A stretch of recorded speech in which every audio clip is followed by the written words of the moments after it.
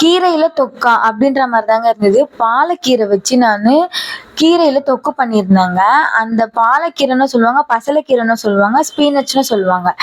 அது எண்ணெய் தாராளமா ஊத்திட்டு, அதுக்கப்புறமா கடுகு போட்டுட்டு, சீரகம் கொஞ்சமா சேர்த்துருக்கேன். இது நம்ம மசாலா அரைச்சு எடுக்க போறோம். எல்லாமே வதக்கணுன்ற கூட அவசியமே கிடையாதுங்க. 4 பூண்டு, ஒரு நெல்லிக்காய் சைஸ் புளி எடுத்திருக்கேன். அதுக்கப்புறம் 4 தக்காளி பழம் பெருசு பெருசாவே கட் பண்ணியிருக்கேன். அதுக்கப்புறம் 4 வெங்காயம், அதையும் பெருசு பெருசா கட் பண்ணிட்டு இதை அரைச்சி எடுத்துக்கோங்க. அதை பொரிஞ்சதுக்கு அப்புறமா அரைச்ச விழுதை அதுல ஊத்திடுங்க. தண்ணி சேர்க்கவே கூடாது. அதுக்கப்புறமா பெருங்காயம் ஒரு அரை சிட்டிகை சேர்த்துருக்கேன். வேணும்னா சேர்த்துக்கலாம், இல்லைன்னா ஆப்ஷனல் தாங்க.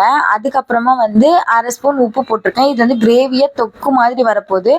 அதனால நான் உப்பு கம்மியாக தான் போட்டிருக்கேன். பத்தலைன்னா நீங்க சேர்த்துக்கோங்க. வெறும் மிளகாத்தூள் அரை ஸ்பூன், தனியா தூள் ஒரு அரை ஸ்பூன். இது கூடவே நல்லா மிக்ஸ் பண்ணிட்டு, அதுக்கப்புறமா வீட்டு குழம்பு மிளகாத்தூள் இருக்கு பார்த்தீங்களா, அது ஒரு ஸ்பூன் போட்டிருக்கேன். எங்கள் வீட்டில் காரம் கம்மியாக தான் சாப்பிடுவாங்க. அதனால நான் காரம் நிறைய சேர்க்கல.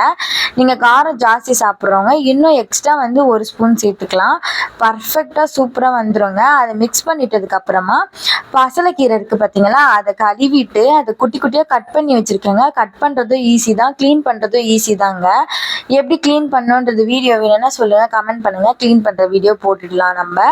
அதை அப்படியே பொறுமையாக அந்த கிரேவியோடைய அந்த கீரையை மிக்ஸ் பண்ணி விட்டிங்கன்னா, அந்த கீரையிலேருந்தே தண்ணி கொஞ்சம் ஆட்டோமேட்டிக்காக லீக் ஆகி வருங்க. தண்ணி ஊற்றணும், தண்ணியே ஊற்றக்கூடாது.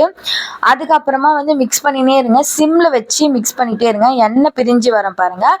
நம்மளுக்கு கீரை தொக்கு ரெடி ஆயிடுச்சுங்க.